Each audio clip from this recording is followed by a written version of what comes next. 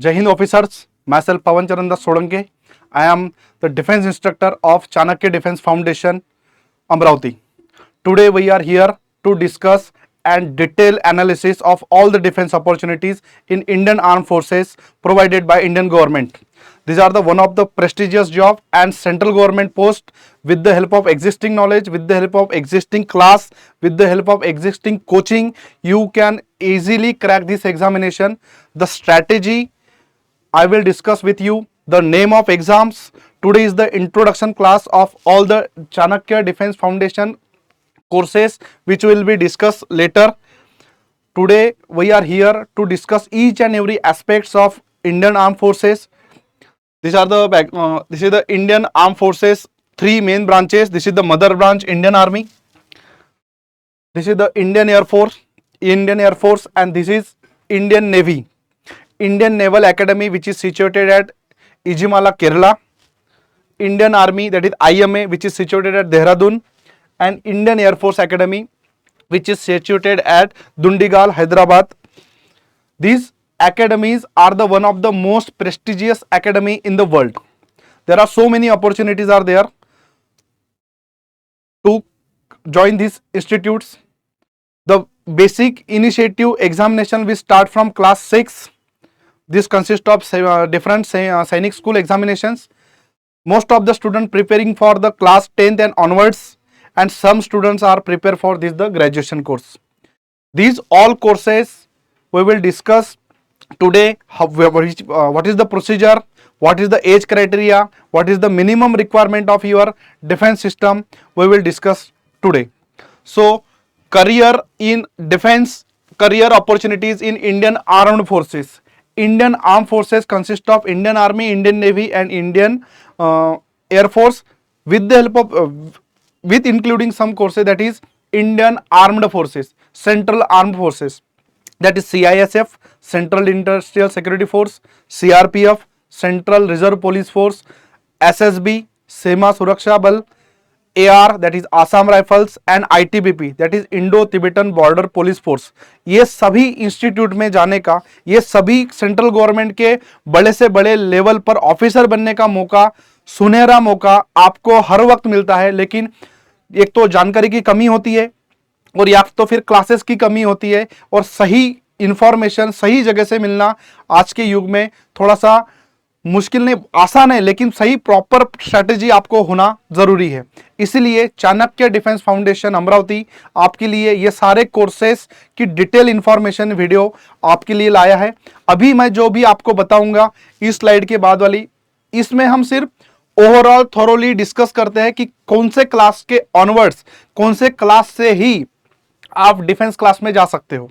ठीक है, और फिर उसकी क्या स्ट्रेटेजी होनी चाहिए, क्या उसका सिलेबस क्या होता है, उसमें क्या क्या एग्जामिनेशन पैटर्न होते हैं, उसमें के फिजिकल रिक्वायरमेंट कितनी होती है, आप कितने साल की सर्विस कर सकते हैं, शॉर्ट सर्विस का कंसेप्ट क्या होता है, परमानेंट कमीशन का कंसेप्ट क्या होता है, एसएसबी क्या होता है, यहाँ पे पर्सनैलिटी डेवलपमेंट की कितनी रिक्वायरमेंट होती है, और इंग्लिश की कितनी रिक्वायरमेंट होती है. ये सारी चीजें हम अभी आपके साथ डिस्कस करेंगे. ऐसी बात नहीं है कि विदर्भ के बहुत सारे स्टूडेंट या फिर महाराष्ट्र के बहुत सारे स्टूडेंट में पोटेंशियल नहीं है. आज कल 2 दिन पहले 10वीं का रिजल्ट लगा है. 10वीं के रिजल्ट में जिन बच्चों को 90 प्लस मार्क्स मिले हैं वो तो मेहनती है, ये तो दिखता ही है. लेकिन जो बच्चों को 90 प्लस से कम भी मार्क्स है, इसका मतलब ये नहीं है कि वो ईमानदारी से मेहनत नहीं कर रहे हैं. हर बच्चा मेहनती है अपने अपने क्षेत्र में. हर बच्चा कम से कम समय में अपने पैरों पर खड़ा होना चाहता है. जिनको पता है वो तो अपॉर्चुनिटी का फायदा ले ही रहे, लेकिन जिनको नहीं पता उनके लिए हम ये सारी चीजें आपके लिए लाए हैं. ठीक है, तो जो शुरुआत करते हैं, 10वीं का रिजल्ट होने के बाद 12th का भी रिजल्ट लगा, तो this is the right time opportunity. और साथ ही में ही हमारे आर्म फोर्सेस ने, हमारे सेंट्रल गवर्नमेंट ने और हमारी गवर्नमेंट ने ऑपरेशन सिंदूर को भी अंजाम दिया है. ऑपरेशन सिंदूर में जिन 2 महिला ऑफिसर ने योगदान दिया है वो आर्मी फील्ड और एयरफोर्स फील्ड की महिलाएं हैं. वो one of the prestigious post पर है. इसका मतलब है कि कोई भी बाउंड्रीज अभी लड़कियों की तक सीमित नहीं है. लड़कियां चाहे कहीं पे भी पहुंच सकती है. ये ऑपरेशन सिंदूर से एक पूरा मैसेज हमारे पूरी दुनिया को मिला है. तो क्यों हमारे विदर्भ की, महाराष्ट्र की और पूरे इंडिया की लड़कियां पीछे रहे। इसलिए आज मैं जो डिस्कस करूंगा ये सारी की सारी अपॉर्चुनिटीज जिसमें लड़कियां भी इंक्लूड है, लड़कों के साथ साथ लड़कों के कंधे को कंधा मिला के, ये सारी चीजें हम आज डिस्कस करेंगे। उसी तरह क्यों डिफेंस सर्विस ही मैं अपना प्राधान्य देता हूं, या फिर बाकी सारे लोग डिफेंस के उतर देखने का जो नजरिया है वो क्या है, हम उस पर भी बात करेंगे। सबसे बड़ी बात है यहां पे होती है सिक्योरिटी। देखिए, सर्विस, सिक्योरिटी, प्राइड और डिग्निटी, ये चारों चीजें अगर आपको कहीं मिलेगी तो वह है central armed forces, that is India's arm forces. तो यहां पे जाने के ऐसे बहुत सारे रास्ते हैं जो हम अभी डिस्कस करते हैं।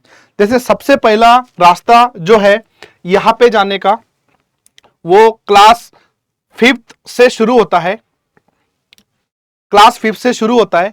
क्लास 5th में बहुत सारे बच्चे छोटे होते हैं, पेरेंट्स चाहते हैं कि अपने बच्चे अपने घर पे रहे, हमारे इन्वायरमेंट में रहे, उनको जो हम चाहे वो सारी फीडिंग करे, वो सारी चीजें आप करते हो। क्या फिर भी बच्चे आपके उतने मेंटल एप्टीट्यूड के साथ पढ़ाई कर रहे हैं? आप उनको प्राइवेट कोचिंग इंस्टीट्यूट लगाते हैं, आप उनको प्राइवेट स्कूलों में पढ़ाते हैं, लेकिन जो स्ट्रैटेजी, जो क्राइटेरिया उनको डिफेंस में होना चाहिए, क्या उन वो जो फिजिकली होने चाहिए, जो फिजिकल फिटनेस उनका होना चाहिए, क्या वही सेम वो सारे स्कूल, और या फिर क्या उनको पता भी है कि 5th स्टैंडर्ड से वो बच्चे आर्मी या फिर डिफेंस या फिर अलग अलग फील्ड में, अलग अलग सैनिक स्कूल, अलग अलग मिलिट्री स्कूल में जा सकते हैं? नहीं पता। इसलिए हम ये सारी जानकारी एक ही जगह पर, एक ही प्लेटफॉर्म पर, पूरी सारी चीजें हम इसको डिस्कस करेंगे। तो शुरुआत होती है पहली class, that is from class 5 to 12। इसमें अलग अलग कोर्सेस होते हैं। जैसे कि जो बच्चे अभी 5th स्टैंडर्ड में हैं, 5th स्टैंडर्ड में पहली एग्जाम होती है जिसका नाम है all India entrance exam for Sainik school.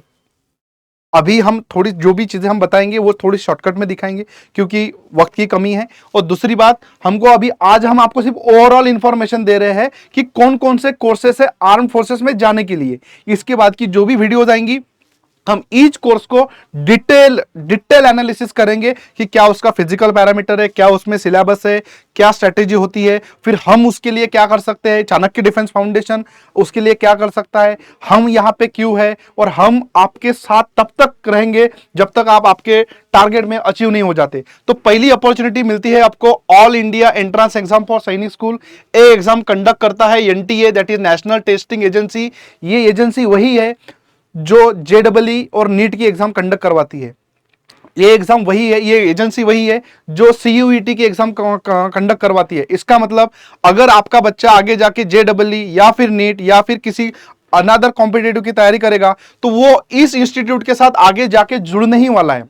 अगर हमने कुछ कर लिया कि वो बच्चा इनिशियल स्टेज पर ही NTA, that is national testing agency से कंडक्ट होने वाली एग्जाम को समझ ले, वो पैटर्न को अगर समझ ले, तो आने वाले कुछ समय में या फिर आने वाले कुछ ही सालों में वो बच्चा कॉम्पिटिटिव नेचर को समझ जाएगा। क्योंकि देखिए, अलग अलग फील्ड में अपना अपना कॉम्पिटिटिव नेचर बढ़ रहा है। पहले मोबाइल नहीं थे, अभी टैब आ गए हैं, अब मोबाइल में एआई की सुविधा आई है, मतलब डेवलपमेंट जारी है।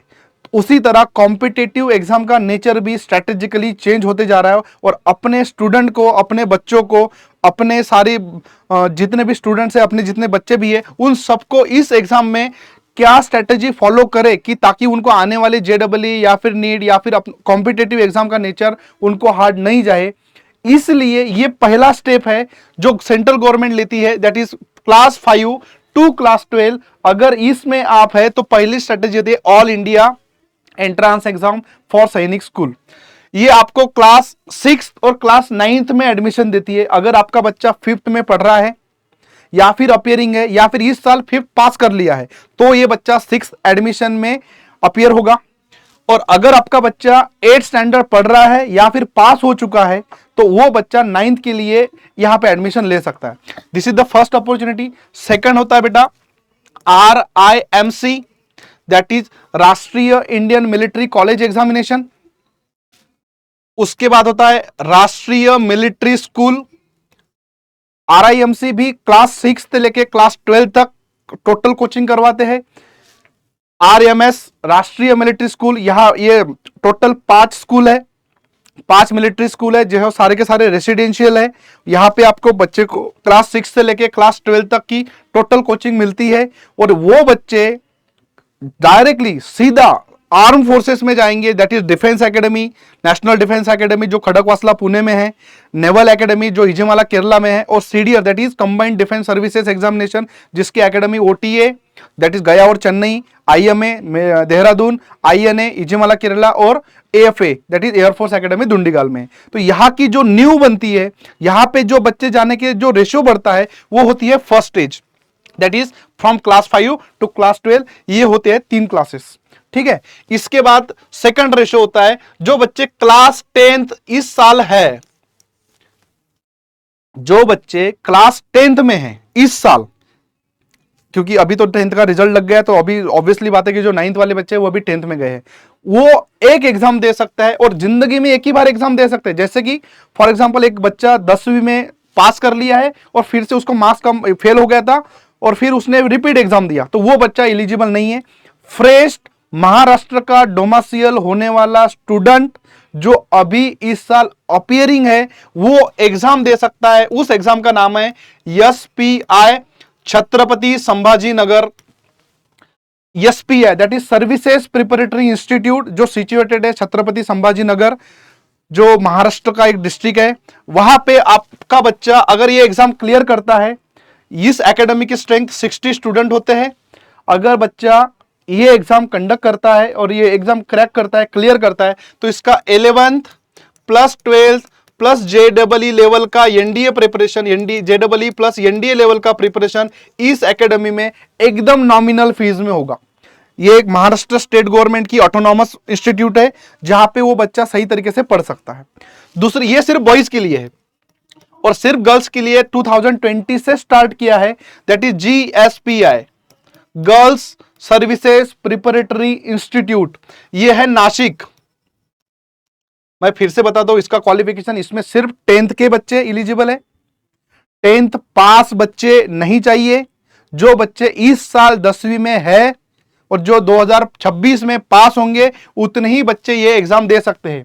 एग्जाम का नोटिफिकेशन कब निकलता है, एग्जाम का पैटर्न क्या होता है, एग्जाम का नेचर क्या होता है, एग्जाम का सिलेबस क्या होता है, ये आने वाले कुछ दिनों में इसी लिंक के नीचे आपको सारी जानकारी आपको मिलेगी। अभी सिर्फ आप अपने अपने हिसाब से, अपने अपने एज क्राइटेरिया के हिसाब से, अपने अपने क्वालिफिकेशन के हिसाब से ये सारे कोर्सेज सिर्फ आप नोट डाउन करिए। ये होता है सिर्फ क्लास 10 के लिए। देखिए 5th से लेकर 12th तक ये एग्जाम होगी, और सिर्फ क्लास 10 में महाराष्ट्र में अगर आपको एडमिशन लाना है तो एसपीआई और जीएसपीआई हो गया। अभी जो बच्चे जिनको डिफेंस फील्ड में जाना है और 10th में उनको ठीक ठाक परसेंटेज आए हैं, देखिए परसेंटेज डिफेंस में जाने के लिए आपका एक अबव एवरेज स्टूडेंट होना चाहिए। वो बच्चा ज्यादा पढ़ाई में होशियार तो होना ही चाहिए, नो डाउट, लेकिन वो क्लेवर होना चाहिए, साथ में वो हॉनेस्ट होना चाहिए और मेहनती होना चाहिए। क्योंकि देखो यहाँ पे आपका मेंटल एप्टीट्यूड के साथ आपका फिजिकल इंड्योरेंस भी चेक किया जाता है। इसलिए वो बच्चा अगर वो थोड़ा सा अगर पढ़ाई में कमजोर है तो with the help of extra hard work वो अपने जगह पर अचीव कर सकता है। अगर वो थोड़ा सा फिजिकली कमजोर है तो वो थोड़ा सा हार्डवर्क करके अपने आप को स्टेबल कर सकता है। लेकिन सबसे इंपॉर्टेंट बात है वो ईमानदार होना चाहिए अपने मेहनत के प्रति। अगर वो ईमानदार है अपने मेहनत के प्रति तो 101% वो इनिशियल स्टेज पर ही at the age of 10th 11th 12th के स्टैंडर्ड लेवल पर ही वो उस जगह पे पहुंच जाएगा जहां पे जाने के लिए कुछ लोगों को 30 से 40 लाख लगते हैं। दैट इज वो at the age of 21st या फिर 22 में वो ऑफिसर बनेगा।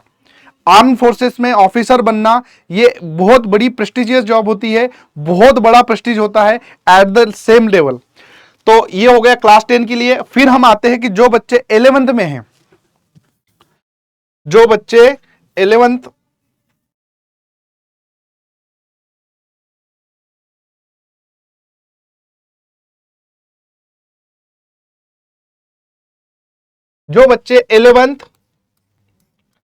एंड 12th क्लास 11th और 12th बहुत सारी अपॉर्चुनिटीज तो इसमें भी है, जैसे कि जेडबलई, जिन बच्चों को आईआईटी अगर एग्जाम क्रैक करनी है तो उनके लिए पहली अपॉर्चुनिटी होती है जेडबलई मेंस एग्जाम क्रैक करके आप एनआईटी वीएनआईटी से क्लास का कॉलेज में जा सकते हो, और जेडबलई एडवांस देखिए आप आईआईटी कॉलेजेस में जा सकते हो। ये पहली अपॉर्चुनिटी। दूसरी है नीट एग्जाम से आप सारे एम्स और सारे मेडिकल कॉलेजेस में जा सकते हो। बहुत सारे बच्चे जो जेडबलई और नीट की एग्जाम दे रहे हैं वो अपने अपने जगह पर फिक्स है, लेकिन उनके लिए भी डिफेंस क्या अपॉर्चुनिटीज लाती है हम वो भी डिस्कस कर लेंगे।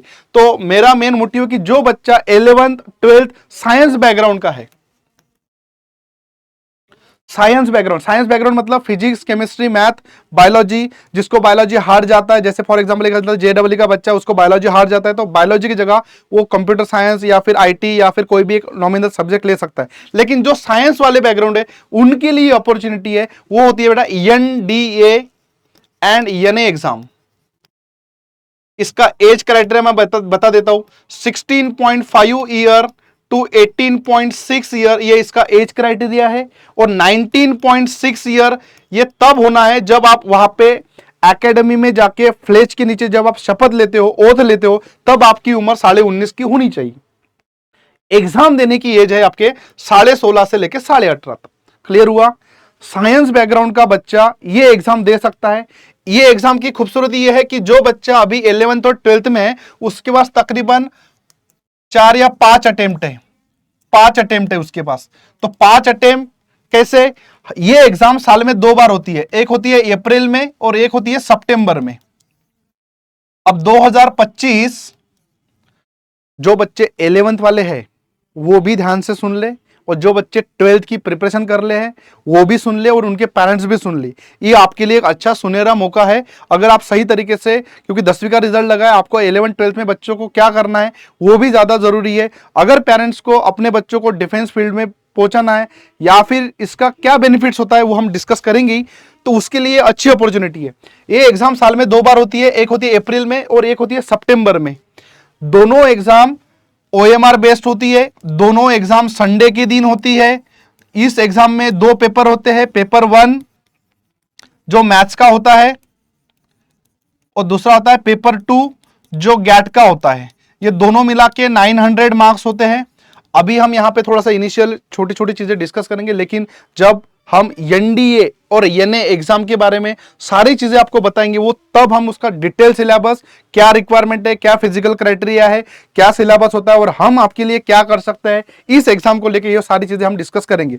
अभी सिर्फ मैं आपको थोरोली थोड़ा सा बता देता हूं कि एनडीए एग्जाम साल में 2 बार होती है, अप्रैल और सितंबर। बच्चा कौन सा एलिजिबल है? जो 11th 12th अपियरिंग और पास्ट, और वो जो इस एज ब्रैकेट में आता है वो बच्चा एलिजिबल है। और सबसे इंपॉर्टेंट बात है जो मेडिकली फिट है। अब मेडिकली फिट होना मतलब क्या होता है, मैं आपको कुछ कुछ चीजें बता देता हूं कि उस बच्चे को कोई फंगल इन्फेक्शन नहीं होना चाहिए, कोई बोन डिफॉर्मेशन नहीं होना चाहिए, कलर ब्लाइंडनेस नहीं होना चाहिए, उसके बाद उसको कोई फ्लैट फुट नहीं होना चाहिए और नौकनी नहीं होनी चाहिए। जो चीजें मैंने बताई है उसके लिए हम एक स्पेशल वीडियो लेके आएंगे जिसमें आपको टोटल मेडिकल क्राइटेरियाज हम आपको बताएंगे। ठीक है? उसके बाद 11th 12th हो गया एनडीए और एनए एग्जामिनेशन, इसका अप्रैल और सितंबर में एग्जाम होगा, OMR बेस एग्जाम होगा, संडे को एग्जाम होगी और वो सारे बच्चे दे सकते हैं। मिनिमम फिजिकली हाइट जो होता है वो 153 सेंटीमीटर है और या फिर 157 सेंटीमीटर है, दैट इज 1.57 मीटर। ये मिनिमम हाइट है। आपका जो वेट है वेट प्रोपोर्शनेट होता है, प्लस माइनस उसमें चलता है। तो ये और इंडियन एयरफोर्स में नहीं जा सकता कौन सा बच्चा? जो कॉमर्स फील्ड का हो। लेकिन साइंस बैकग्राउंड का बच्चा, इसलिए मैंने यहां पे मेंशन किया है साइंस बैकग्राउंड का बच्चा इंडियन आर्मी, इंडियन नेवी और इंडियन एयरफोर्स तीनों सेना में जा सकता है। ठीक है? इसके बाद की नेक्स्ट अपॉर्चुनिटी मैंने बताया था कि जो बच्चे जेडबलई और नीट की प्रिपरेशन कर रहे हैं उनके लिए भी बता देता हूं। देखिए जेडबलई और नीट ये दोनों ही अपने आप में बहुत बड़े इंस्टीट्यूट हैं। इनके प्रिपरेशन करने वाले बच्चे भी, उनका आईक्यू लेवल भी स्ट्रांग होता है और वो बच्चे भी बहुत हार्डवर्क भी करते हैं, क्योंकि ये भी एग्जाम एक one of the competitive level की एग्जाम है। मैं दोनों एग्जाम में प्रेफर मतलब कुछ डिफरेंस नहीं बता रहा हूं, लेकिन तीनों एग्जाम अपने अपने जगह पर बेस्ट है, वन ऑफ द बेस्ट और टफेस्ट एग्जाम मानी जाते हैं।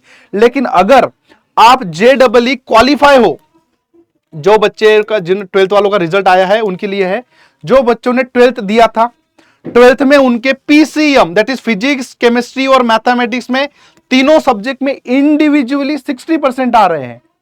ऐसा नहीं है कि केमिस्ट्री में सर 52% आया है लेकिन फिजिक्स में तो 63 आए हैं तो वो मैनेज हो जाएगा, ऐसा नहीं। तीनों सब्जेक्ट में फिजिक्स, केमिस्ट्री और मैथमेटिक्स में 60% अबव आते हैं, और वो बच्चा JEE अपियरिंग अगर करता है तो वो जो एग्जाम दे सकता है उसका नाम है TES एंट्री 10+2, 10+2 एग्जाम। TES मतलब टेक्निकल एंट्री होती है, जो बच्चों को डिफेंस सर्विसेज में ही टेक्निकल एंट्री में जाना है। सिग्नल एंड टेलीकम्युनिकेशन डिपार्टमेंट में जाना है, मेटलर्जी डिपार्टमेंट में जाना है, लॉजिस्टिक डिपार्टमेंट में जाना है, ऑटोमोबाइल सेक्टर में जाना है, या फिर एविएशन सेक्टर में जाना है, ATC से जरिए जाना है। तो ये सारे सेक्टर जो होते हैं जो खुल जाते हैं अपने आप को, दैट इज टेक्निकल एंट्री से। उसका भी नोटिफिकेशन जारी हो गया है, उसका भी फॉर्म फिलिंग चालू है। तो जो बच्चों ने पिछले साल मतलब इस साल 12th पास किया है और उन्होंने JEE में, आपको करना कुछ नहीं है, आपको अपना परसेंटेज देखना है। फिजिक्स, केमिस्ट्री, मैथ में 60% है, और अगर आपने JEE की एग्जाम दी थी और उसमें अगर डिसेंट परसेंट अगर आता है तो आपको फॉर्म फिल करना है। फॉर्म फिल करने के बाद डायरेक्ट आपका कॉल लेटर, एप्लीकेशन आपका पास हो जाएगा और आपको डायरेक्ट SSB देना पड़ेगा। इसकी खासियत यह है कि इसमें आपका कोई रिटर्न एग्जामिनेशन, इसमें डायरेक्ट SSB होगा, उसके बाद कुछ मेडिकल एग्जाम्स होगी, उसके बाद मेरिट लिस्ट लगेगी और आप डायरेक्ट टेक्निकल एंट्री में जा सकते हो। ये अच्छी अपॉर्चुनिटी है। और जो बच्चे नीट की प्रिपरेशन कर रहे हैं उनके लिए अपॉर्चुनिटी बेटा MNS, that is military nursing services. Military nursing services सिर्फ लड़कियां दे सकती है, लड़के इसके लिए एलिजिबल नहीं है। जो लड़कियों ने नीट की एग्जाम दी है और उनका स्कोर ठीक ठाक आया है और 12th में भी उनका स्कोर ठीक ठाक आया है, वो बच्चे MNS that is military nursing services में, मिलिट्री में जो डॉक्टर्स होते हैं उनमें जाने के लिए जो पहली एग्जाम होती है that is MNS, that is military nursing services. ये कौन से बच्चे? ये हो गए 11th और 12th, जो बच्चों ने अभी 11th 12th में एडमिशन लिया है और जो बच्चे 11th 12th अपियरिंग है, ये उनके लिए अपॉर्चुनिटी है। नेक्स्ट अपॉर्चुनिटी हम देखेंगे वो है ग्रेजुएशन लेवल। ग्रेजुएशन लेवल में तो वैसे बहुत सारी एग्जाम है, जैसे कि जिस वक्त मैं ग्रेजुएशन में था मैं तो ज़्यादा कॉम्पिटिटिव की तैयारी नहीं कर रहा था क्योंकि मुझे नहीं पता था। और जब मैंने यहाँ से पुणे गया प्रिपरेशन के लिए तब मुझे पता चला कि इतनी सारी एग्जाम भी होती है। अभी आज मैं आपको इसलिए इनिशियल स्टेज पर ये सारी चीज़ें बता रहा हूँ कि मेरे ही जैसे, अगर मैं तो अभी डिफेंस बैकग्राउंड से होने के कारण मुझे ये सारी चीज़ें पता है, लेकिन जब मैं स्टूडेंट था तब मुझे ये जानकारी नहीं थी। विदर्भ के बहुत सारे लोगों को, बहुत सारे टीचर लोगों को, बहुत सारे लोगों को भी आज जो मैंने कोर्सेज बताए उनकी जानकारी नहीं है। ये वीडियो हमने उसी के लिए लाया है ताकि आप डिफेंस में जाओ या फिर किसी अदर बैकग्राउंड में जाओ, वो आपका चॉइस है, लेकिन what is the difference between any other branch and defence background, ये आपको समझना है। दूसरा इंपॉर्टेंट है कि इसमें जाने के फायदे बहुत ज्यादा है, नुकसान बहुत कम है। तीसरा इंपॉर्टेंट है कि अपॉर्चुनिटीज अगर है, आपको एक साल में सेम सिलेबस पर अलग अलग एग्जाम देने का अगर मौका मिलेगा, और कुछ ऐसी एग्जाम जो साल में 2-2 बार आती है, तो क्या आप वो मौका गंवाना चाहेंगे? और दूसरी इंपॉर्टेंट बात, अब मौका मिलने के बाद भी आप क्लास 3 लेवल के लिए प्रिपरेशन कर रहे हो और आप उतनी ही प्रिपरेशन सही स्ट्रेटेजी के साथ अगर करोगे तो आप क्लास ग्रुप ए क्वालिटी की ऑफिसर लेवल की एग्जाम भी क्रैक कर सकते हो। डिफरेंस क्या है? दोनों में सिलेबस सेम था, लेकिन यहां पे स्ट्रेटेजी अलग थी, यहां पे स्ट्रेटेजी अलग थी। उतना ही एग्जाम, उतनी ही सिलेबस, सिर्फ थोड़े से एफर्ट्स प्लस स्ट्रेटेजी प्लस थोड़ा हार्डवर्क, आप उतने ही एग्जाम में ऑफिसर लेवल तक जा सकते हो। इसी तरह ग्रेजुएशन वाले बच्चे, जो इंजीनियरिंग बैकग्राउंड के बच्चे हैं, वो तो अपने अपने फील्ड में प्लेसमेंट ले लेते हैं। जो आर्ट्स वाले बच्चे हैं वो एक तो MPSC करेंगे, एक तो UPSC करेंगे, थोड़ा सा अगर उनका मैथमेटिक्स की तरफ कल रहा तो वो RRB करेंगे, रेलवे रिक्रूटमेंट बोर्ड की तैयारी करेंगे, या फिर SSC that is service staff selection board की, स्टाफ सिलेक्शन कमीशन की तैयारी करेंगे, या फिर बैंकिंग सेक्टर की तैयारी करेंगे। ये चुने ही कुछ 5-6 सेक्टर है। इसके बाद कुछ लोगों को पता ही नहीं होता कि क्या कर सकते हैं, क्योंकि जो बच्चा रेलवे की प्रिपरेशन कर रहा है वो बच्चा रेलवे के साथ साथ SSC की भी प्रिपरेशन कर सकता है, क्योंकि ये एग्जाम भी साथ में होती है। दूसरा, क्योंकि मोस्ट ऑफ द सिलेबस इनका सेम होता है। और जो बच्चे MPSC और UPSC की प्रिपरेशन कर रहे हैं उनका सिलेबस पहले प्रीलिम्स होता है, फिर डिस्क्रिप्टिव पैटर्न है और फिर एक इंटरव्यू है। यहाँ पे बच्चे की समझ, बच्चे का नॉलेज और बच्चे की आकलन क्षमता, वो सारी चीजें चेक की जाती है। तो इसी तरीके से मैं आपको जो अभी ग्रेजुएशन के कोर्स बताऊंगा वो सारे के सारे कोर्स सिर्फ डिफेंस से रिलेटेड है। वो सारे के सारे कोर्स डिफेंस से रिलेटेड होने के कारण मैं सिर्फ आपको वो कोर्स बताऊंगा। I am talking about other than MPSC, UPSC, RRB and banking sector. These are the four main agencies which recruit the all examinations, which conduct all examination in all the center and state services. So पहली exam है आप defence में दे सकते हैं, वो है UPSC conducted CDS, that is combined defence services examination. ये भी एनडीए की तरह अप्रैल और सितंबर 2 बार होती है। एग्जाम ओएमआर बेस्ड होती है, एग्जाम ऑफलाइन होती है, दैट इज पेन और पेपर बेस्ड रहती है। ये exam that is combined defence services 4 सेवाओं के लिए एग्जाम लेती है, that is IMA Indian military academy, AFA air force academy, INA Indian naval academy and OTA Chennai और गया में है। OTA के लिए ही OTA के that is officer training academy के एलिजिबिलिटी क्राइटेरिया की यहां पे मेल एंड फीमेल अप्लाई कर सकते हैं, बाकी सब जगह सिर्फ मेल अप्लाई कर सकते हैं। मतलब अगर फीमेल को अपॉर्चुनिटीज मिलेंगी सीडीएस के जरिए तो सिर्फ वो OTA में जाएंगी। इनका सिलेबस आप ग्रेजुएशन लेवल का है, इसमें इंग्लिश और जनरल साइंस, जनरल स्टडीज, ये सिर्फ 2 पेपर है OTA वालों के लिए। और जो बच्चे तीनों में जाते हैं उनके लिए एक मैथ्स का पेपर एक्स्ट्रा बढ़ जाता है, दैट इज मैथ्स, इंग्लिश और जनरल स्टडीज। जनरल स्टडीज वाले जनरल स्टडीज की पढ़ाई और इंग्लिश की पढ़ाई हर एग्जाम में कॉम्बाइन है। आप चाहे रेलवे की प्रिपरेशन करो, चाहे आप बैंकिंग की प्रिपरेशन करो, चाहे आप एमपीएससी की प्रिपरेशन करो, चाहे आप यूपीएससी की प्रिपरेशन करो, चाहे आप किसी भी कॉम्पिटिटिव एग्जाम की प्रिपरेशन करो, आपको इंग्लिश है कंपलसरी है, जनरल स्टडीज है, जनरल स्टडीज वो भी है। सेम उसी तरीके की उसी पढ़ाई को सही तरीके से सही स्ट्रेटेजी के साथ अगर आप फॉलो करोगे तो आप ये भी एग्जाम दे सकते हो, that is CDS. Second opportunity मिलती है यूपीएससी से डिफेंस में जाने की, that is CAPF central armed police forces. यहां पे ये एग्जाम होती है असिस्टेंट कमांडेंट के लिए। असिस्टेंट कमांडेंट एक इक्विवेलेंट रैंक होती है, जैसे कि इंडियन आर्मी में इसके इक्विवेलेंट रैंक होती है, इंडियन आर्मी में इसके इक्विवेलेंट रैंक होती है लेफ्टिनेंट, इंडियन एयरफोर्स में इसकी इक्विवेलेंट रैंक होती है फ्लाइंग ऑफिसर, और इंडियन नेवी में इसकी इक्विवेलेंट रैंक होती है सब लेफ्टिनेंट। और उसी तरह CAPF डिपार्टमेंट में इसकी इक्विवेलेंट रैंक होती है असिस्टेंट कमांडेंट। और वही अगर पुलिस डिपार्टमेंट के साथ इसका इक्विवेलेशन किया जाए तो पुलिस डिपार्टमेंट में असिस्टेंट कमिश्नर ऑफ पुलिस के साथ इसकी रैंक इक्विवेलेंट होती है। ये सारी चीजें, ये एग्जाम साल में एक बार होती है, इसका नेचर भी वही है। पहले आपका एक कॉम्पिटिटिव एग्जाम की जरिए जैसे कि जनरल स्टडीज का पेपर होगा और दूसरा पेपर इसमें डिस्क्रिप्टिव रहता है।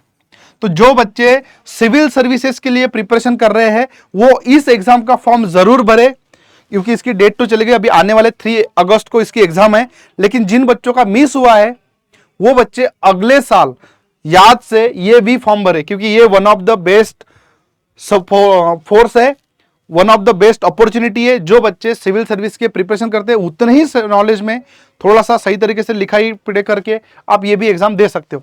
तीसरी अपॉर्चुनिटी आती है FCAT, that is air force common admission test. इसके लिए एलिजिबिलिटी, ये ग्रेजुएशन कोई भी ग्रेजुएशन वाला चलता है।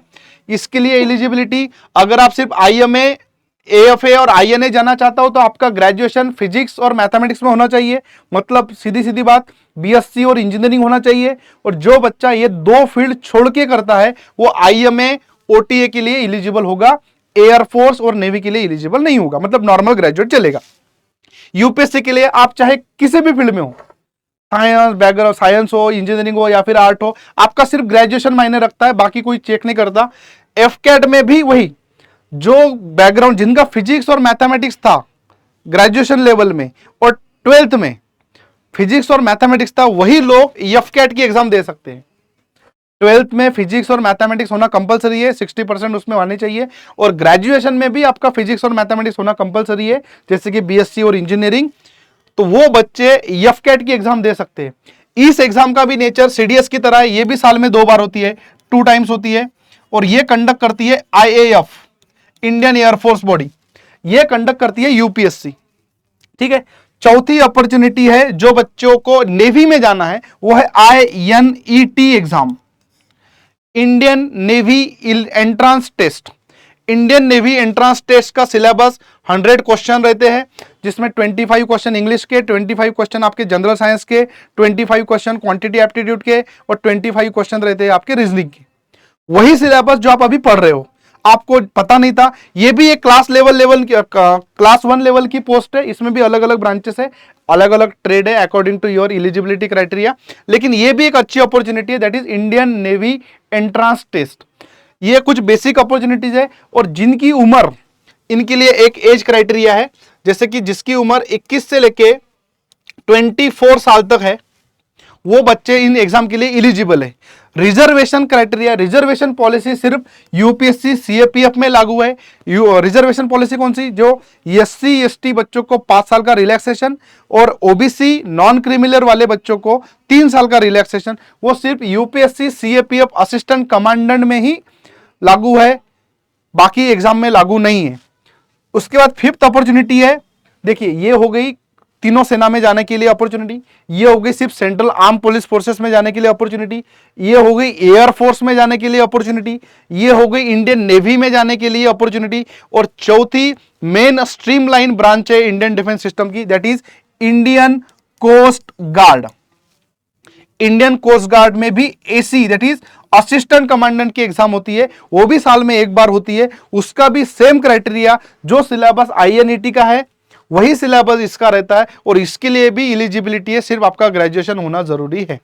तो जो बच्चे एमपीएससी यूपीएससी के साथ साथ आप इतनी सारी एग्जाम दे सकते हो, सर मेरी तो एज अभी मैं 24 प्लस हो गया हूं, क्या मैं ये एग्जाम दे सकता हूं?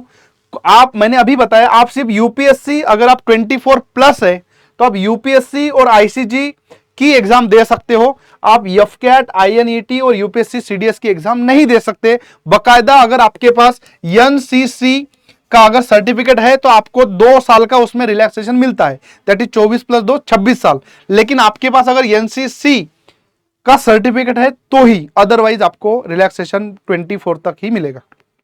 जो बच्चे आज 21 साल के हैं या फिर 20 साल के हैं, उनके पास एक अच्छी अपॉर्चुनिटी है, क्योंकि ग्रेजुएट अपीयरिंग से आप पढ़ाई स्टार्ट करो और ग्रेजुएट पास होने से पहले आपके पास जॉब मिल जाएगी, अगर आपने सही स्ट्रैटेजी के साथ फॉलो किया तो।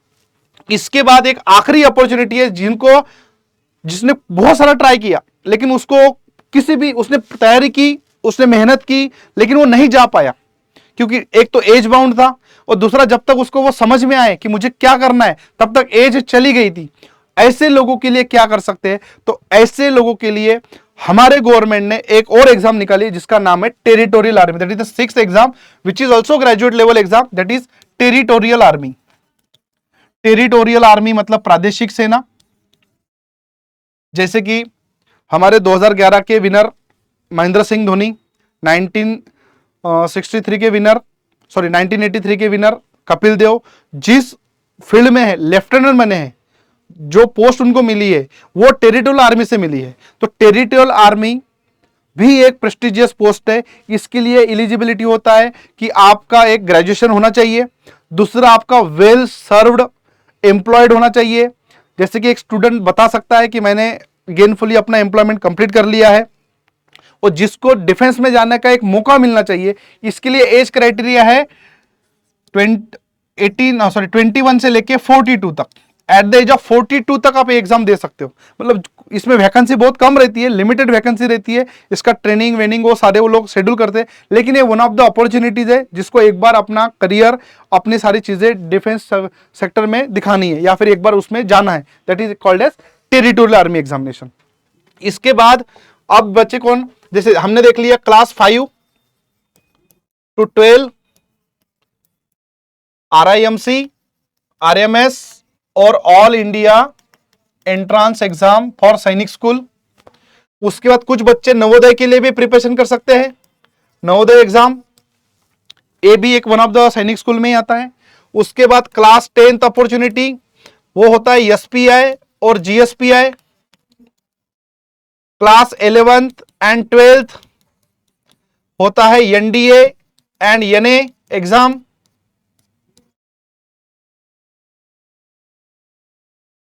फिर ग्रेजुएशन वालों के लिए CDS, AFCAT, CAPF, assistant commandant, ICG, assistant commandant, territorial army और INET, ये सारी एग्जाम डिफेंस की है। जितनी सारी, अब हर एग्जाम की डिटेल, हर एग्जाम की क्या स्ट्रेटेजी होती है, हर एग्जाम का क्या सिलेबस होता है, हर एग्जाम में क्या फिजिकल बैकग्राउंड होता है, हर एग्जाम की क्या मार्किंग स्कीम होती है, एग्जाम कब होती है, टाइमलाइन क्या होती है, कितने दिनों में रिजल्ट आता है, एडमिट कार्ड कब आएगा, पेपर कैसा रहता है, प्रीवियस ईयर पेपर कैसे थे, वो सारी चीजें हम लेटर आने वाले वीडियोस में डिस्कस करेंगे। हम जितने भी एग्जाम बता रहे हैं, जो भी RIMC है, RMS है, हर कोर्स को हम डिटेल एनालिसिस करेंगे, हर कोर्स का एक सेपरेट वीडियो लाएंगे ताकि आपको वो सारी जानकारी दे सके। और हम, that is Chanakya defence foundation, आपके लिए ये सारी चीजें एक जगह पे मर्ज करके लाएगा ताकि आपको कहीं दूसरी तरफ जाने का कोई सवाल ना होए, और या फिर आप एक ही जगह पे सही तरीके से, अगर सही स्ट्रैटेजी के साथ आप उस सारी चीजों को फॉलो करोगे तो आपका 101%, इसमें से कोई ना कोई एग्जाम तो आपकी 101% इनिशियल स्टेज पर क्लियर होगी। अब दूसरा सवाल आता है कि सर ये जो एग्जाम है ये तो बहुत सारे छोटे बच्चे ही देते हैं, क्योंकि क्लास 5 ऑनवर्ड्स बहुत सारे पेरेंट्स अपने बच्चों को बाहर नहीं भेजना चाहते। अभी ये आप पे है, आपको बच्चों को बनाना कैसे है, क्योंकि देखिए आगे जाकर अगर वो बच्चा सही तरीके से, उसका माइंड अगर एक्टिव रहा तो वो तो according to the environment adopt कर लेगा, लेकिन अगर वो एडॉप्ट नहीं कर पाया तो आने वाले कॉम्पिटिटिव एग्जाम का नेचर क्या वो झेल पाएगा, और अगर नहीं झेल पाएगा तो ये कितना बेहतर होगा। बाद में उस पर खर्चा करने से अच्छा है कि अभी उसको सही स्ट्रेटेजी के साथ बता के हम उसको अभी से कॉम्पिटिटिव नेचर, मैं बच्चों का प्रेशर नहीं बढ़ा रहा हूं, मैं सिर्फ उनको प्रिपरेशन करने के लिए बता रहा हूं, पेरेंट्स को भी, नहीं तो हम फोर्स नहीं कर रहे, किसी भी बच्चे को फोर्स नहीं कर रहे, लेकिन अपॉर्चुनिटी अगर है तो एक बार उसको ट्राई तो आप कर ही सकते हैं। और सेम क्वालिफिकेशन है, आपको दूसरे एग्जाम देने से अच्छा है आप ये एग्जाम भी ट्राई करो, आपको ज्यादा कुछ भी नहीं है। अगर सिलेक्ट होता है तो मिलेगा बहुत कुछ, मतलब नुकसान ना के बराबर है, और मिलेगा तो फिर बहुत कुछ मिलेगा। ये हो गई 10th लेवल की एग्जाम, मतलब 5 से लेकर 12 तक। फिर 10th लेवल के लिए SPI और GSPI, 11 12th में NDA और NDA की एग्जाम, और TES that is technical entry जो JEE वाले बच्चे हैं, और MNS जो नीट वाले बच्चे हैं। और ग्रेजुएशन के लेवल पर CDS, FCAT, CAPF, ICG, territorial army और INET, इतनी सारी एग्जाम है। अब इस एग्जाम की कुछ खासियतें मैं बताता हूं। इसमें से बहुत सारी एग्जाम है जो साल में 2 बार होती है, तो जो बच्चा सीरियसली प्रिपरेशन कर रहा है उसको साल में 2 मौके मिल रहे हैं। 2 मौके मिल रहे हैं, इसका मतलब यह है कि वो अपना एक गलती आने वाले अटेम्प्ट में सुधार सकता है। दूसरी अच्छी बात इसी एग्जाम की, जो बच्चा इसको प्रिपरेशन करेगा, जैसे फॉर एग्जांपल अभी वो 10th स्टैंडर्ड में है और उसने SPI के लिए प्रिपरेशन किया और उसने सही तरीके से प्रिपरेशन करना किया, उसका सिलेक्शन हो गया। अगर उसका सिलेक्शन होता है तो उसका 11th 12th और NDA की प्रिपरेशन ऐसे इंस्टीट्यूट में होगी जहां पे से सिलेक्शन होने के चांसेस 30-40% बढ़ जाते हैं। और अगर नहीं हुई तो उसको अभी से पता है 10th स्टैंडर्ड के बाद मुझे 11th और 12th में क्या करना है। ये इसका दूसरा प्लस पॉइंट है। बताने की बात यह है कि अगर बच्चा इनिशियल स्टेज पर डिफेंस की तरफ जाने का रास्ता तैयार करेगा तो 101% आने वाले 2 या 3 सालों में, अगर वो इनिशियल आज अगर स्टार्ट करता है तो आने वाले 1 या 2 सालों में वो अपने आप को stable job with secure job और प्राइड जॉब में सेटल कर लेगा। थर्ड इंपॉर्टेंट बात कि हमने ये सारे एग्जाम की प्रिपरेशन तो करी है सर, लेकिन हमारा paper due to the SSB, due to the medical factors, या फिर ड्यू टू द स्ट्रेटेजी, या फिर हमको समझ में नहीं आया था, या फिर हमने सही तरीके से प्रिपरेशन नहीं की थी, या फिर हमने कहीं पे क्लास लगाए थे हमको उनका समझ में नहीं आया था, एग्जाम हमारी क्लियर नहीं हो पाई, तो अब क्या करें।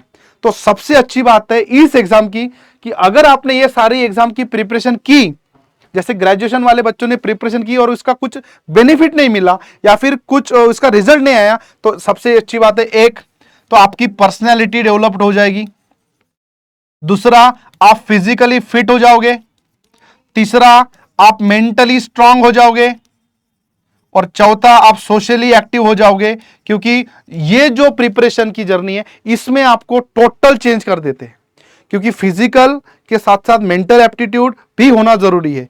अब आते हैं उस एग्जाम में जो पिछले 2-3 सालों से बहुत ज्यादा, क्योंकि थोड़ा सा इसमें भी रहा है, डिफेंस फोर्सेस का ही एक कोर्स है जो थोड़ा सा डिस्कशन में ज्यादा ही रहा है, जैसे कि है अग्निवीर। अब अग्निवीर प्रोग्राम उन बच्चों के लिए बनाया है, अग्निवीर प्रोग्राम और अग्निवायु,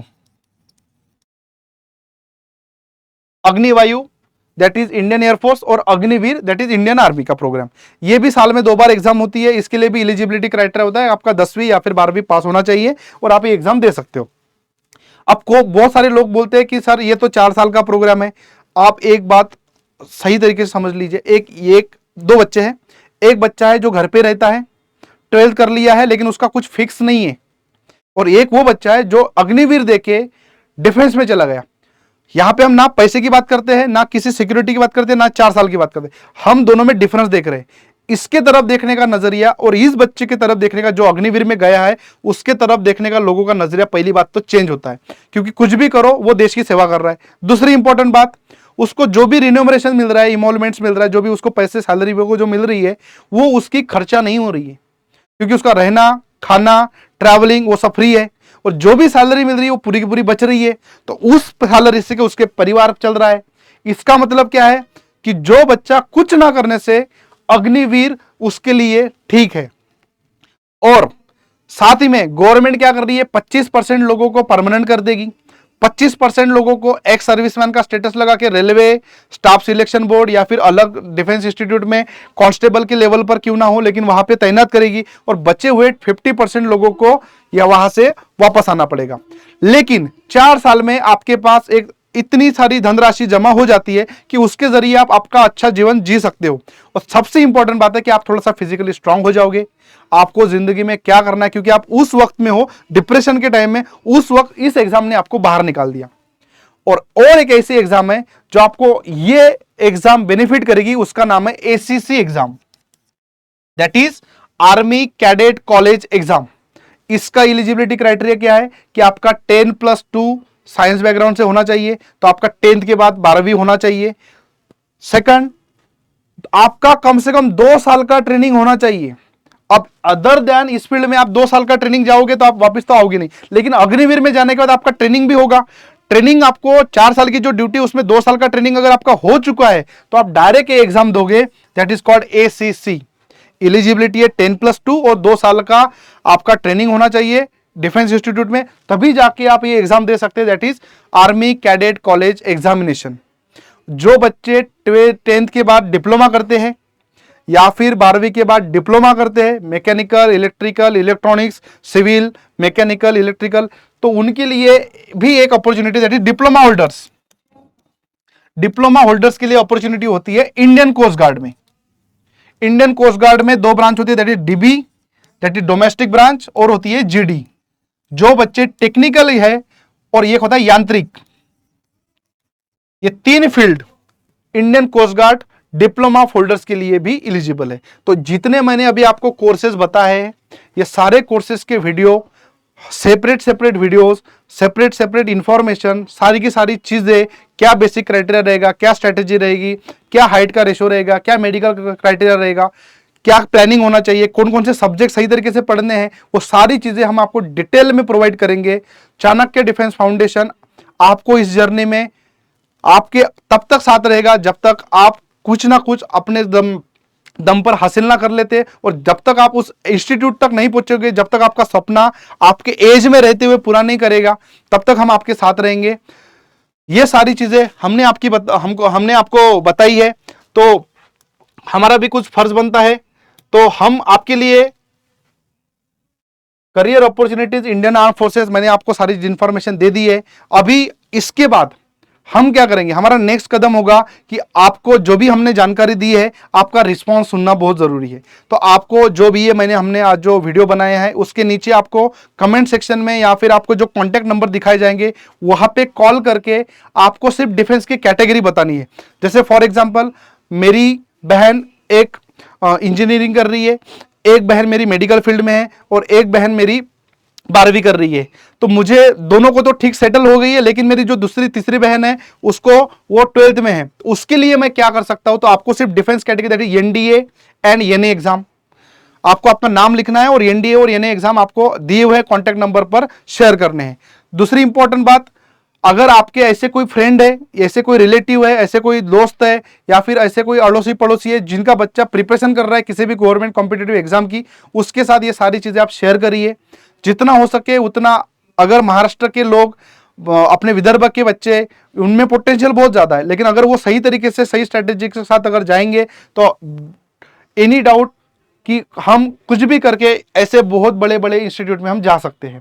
ठीक है, तो ये सारी जानकारी है और आने वाले समय में आपको सारी चीज़ें डिटेल में दिखाई जाएगी और फिर हम उसके आपके रिस्पांस की वेट करते हैं। Thank you so much. जय हिंद, जय भारत।